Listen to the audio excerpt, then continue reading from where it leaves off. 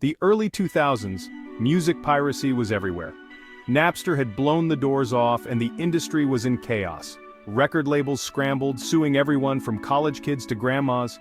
In Sweden, Daniel Ek and Martin Lorentzen had a wild idea: build something better than piracy, faster, cleaner, and legal. What if every song in the world was available instantly for free? Ek, a tech prodigy, and Lorentzen, a savvy entrepreneur, started coding. They built a peer-to-peer network, like the pirate sites but aiming for legitimacy. They called it Spotify. The prototype was so fast it felt like magic. But the real challenge wasn't technical, it was convincing the music industry to trust them. Imagine pitching terrified music execs. Let us give your music away for free, and trust us, it'll work. The team in Stockholm worked in secrecy, fueled by caffeine, and a belief they were building the future. They weren't stealing gold, they were building a new treasure chest. But to succeed, they needed the labels on board. The industry was losing billions to piracy, and here came two outsiders with a radical plan. The task seemed impossible. But that's what made it interesting. Spotify wasn't just an app, it was a peace offering in a digital war. The stakes, the future of music itself. The journey was just beginning. The storm was coming, and Spotify was about to sail straight into it. Spotify had the tech but no music. The labels saw them as the enemy. The company was burning through cash, with Lorentzen funding the dream and Ek flying worldwide to negotiate. The team was tiny, the pressure immense. Major labels, Universal, Sony, Warner, EMI, were skeptical. Ek's pitch: we can turn pirates into paying customers. The labels heard, let us give your music away for free. Negotiations dragged on for years and Spotify nearly ran out of money. The dream was on the brink of collapse. Then a breakthrough. A few independent labels took a chance. That crack in the dam gave Spotify legitimacy. Ek returned to the majors. People are getting on board, are you coming? The majors, fearing piracy more than Spotify, reluctantly signed. The silence was broken. The music was about to play. Spotify had survived its first trial by fire. The impossible was now possible. The world was about to change. The startup had a second chance. The stakes were higher than ever. The next move would define everything. Spotify was finally ready to launch. Getting the labels to sign was just the start. The record companies demanded huge equity stakes and sky-high licensing fees. Spotify became a tenant, paying most of its revenue back to the rights holders. The business model was brutal. Profit seemed impossible. The labels could pull their catalogs at any time, holding Spotify hostage. It was a tense, codependent relationship. Spotify needed the music. The labels needed Spotify's audience. Over time, Spotify's user base grew to hundreds of millions, shifting the power balance slightly. Now, Spotify can make or break artists with a single playlist, but the core tension remains. Labels see Spotify as a utility, Spotify sees itself as a platform. It's a dance, sometimes a waltz, sometimes a cage fight. Each side needs the other, but neither fully trusts. The relationship is dysfunctional, profitable, and always on the edge. Spotify's survival depends on keeping the music flowing. The label's future depends on Spotify's reach. It's a high-stakes standoff. The music never stops, but the battle never ends. This is the new normal for the industry. Both sides are locked together, and neither can walk away. The labels got paid, Spotify grew, but artists? Not so much. Musicians saw millions of streams, but their royalty checks were tiny. Big names like Tom York and Taylor Swift pulled their music in protest. The per-stream payout was fractions of a penny. Making a living was nearly impossible for most. Spotify argued they'd paid billions to the industry, but the money went to labels first. Artists pointed fingers at labels. Labels pointed back at Spotify. The debate raged: is Spotify a savior or a sweatshop? For some, it's a discovery tool. For others, a broken system. The platform that promised to save music created new problems for musicians. It's a paradox: more access, less income. The truth is messy. Spotify changed the game, but not always for the better. The royalty debate isn't over, and artists are still searching for answers. Spotify's genius was the freemium model. Free music with ads, premium for a fee.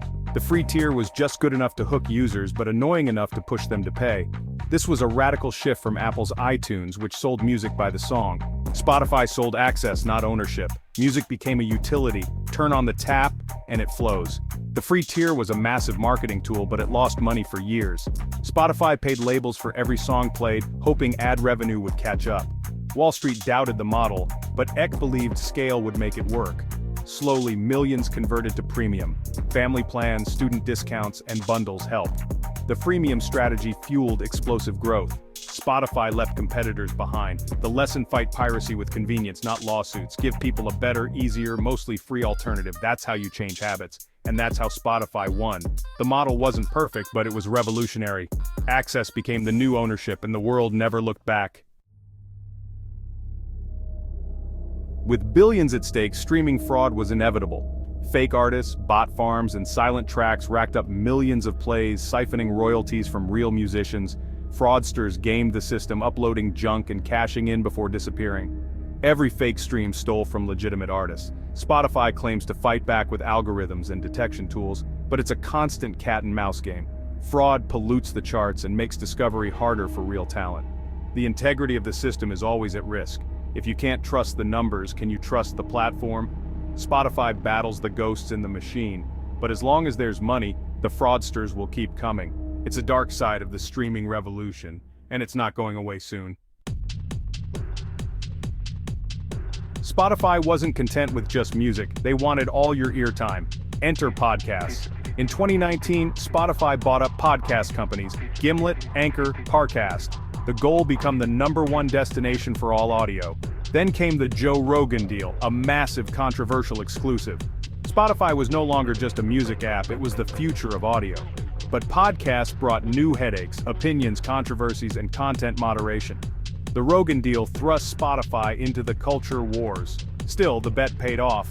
Podcasting became a huge part of Spotify's business. Podcasts keep users engaged and offer better economics. With music, Spotify pays royalties for every stream. With podcasts, they keep more of the revenue. It's a strategic move to escape the punishing music business model.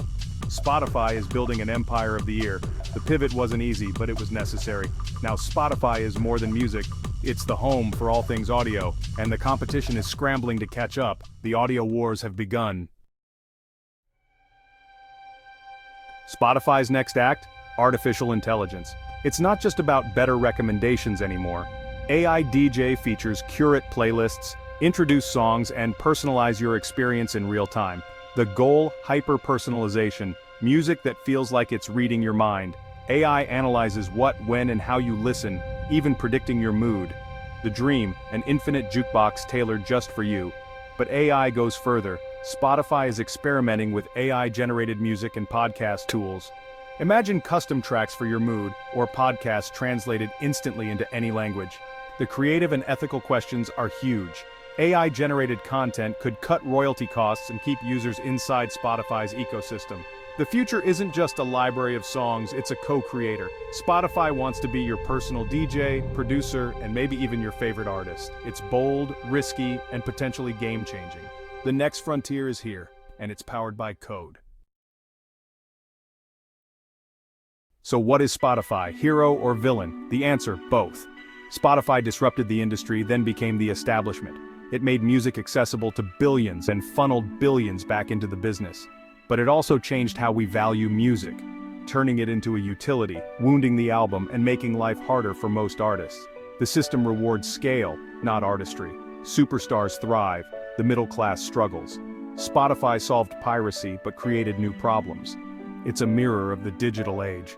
Convenience versus value, access versus ownership. Daniel Ek and Martin Lorentzen set out to build something better than piracy. They succeeded, and in doing so, changed music forever. Spotify saved the industry, but killed a little of its soul. Now, we all live with the results. One stream at a time. The story isn't over, and the music keeps playing.